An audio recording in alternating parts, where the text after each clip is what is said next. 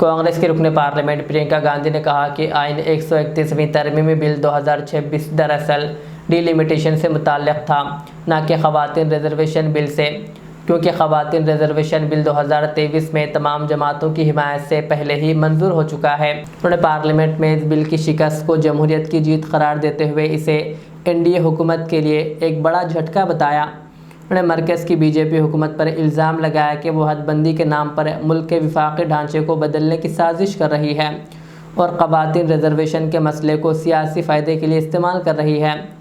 प्रियंका गांधी ने कहा कि हुकूमत पुराने ख़वातीन बिल को फ़ौरन बग़ैर हदबंदी के पेश करें, हम सब इसकी हिमायत करेंगे, जबकि अपोजिशन को ख़वातीन मुखालिफ बताकर आवाम को गुमराह करने की कोशिश की जा रही है। सबसे पहले तो मैं ये कहना चाहूँगी कि कल जो हुआ वो लोकतंत्र के लिए एक बहुत बहुत बड़ी जीत रही।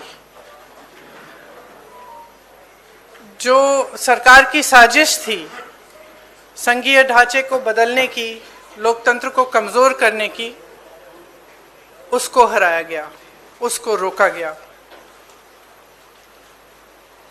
ये संविधान की जीत थी, देश की जीत थी और विपक्ष की एकता की जीत थी, और वो साफ साफ सत्ता पक्ष के नेताओं के चेहरों पर दिख रही थी। आप सबने भी देखा होगा।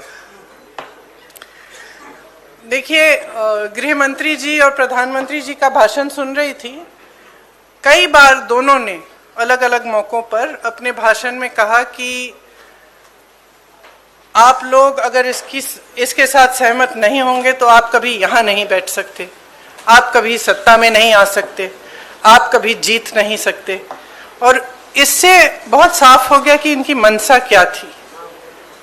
हम सब थोड़ा चौंके हुए थे कि अचानक ये सत्र बुलाया जा रहा है, विधानसभा चल रहे हैं 2 प्रदेशों में, अभी अचानक बुलाया जा रहा है, बड़ी जल्दबाजी की जा रही है। किसी को मालूम नहीं था एक दिन पहले तक कि क्या आने वाला है, मसौदे में क्या होगा। मसौदा सार्वजनिक करते हैं सिर्फ एक दिन पहले, ताकि हमें समय भी नहीं मिलता।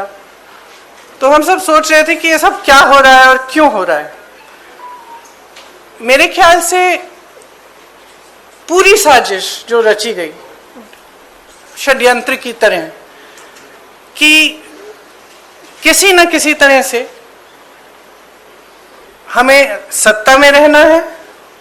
अगर अभी नहीं किया जाएगा तो 2029 तक जो ये करना चाह रहे हैं परसिमन 2011 के जनगणना के आधार पर, वो नहीं खत्म हो पाएगा। तो ये सब करने के लिए एक तरह से प्लान बनाने के लिए कि परमानेंटली हम सत्ता में कैसे रह सकते हैं और कैसे करें, महिलाओं का इस्तेमाल करके महिलाओं के नाम पर हम आरक्षण लें।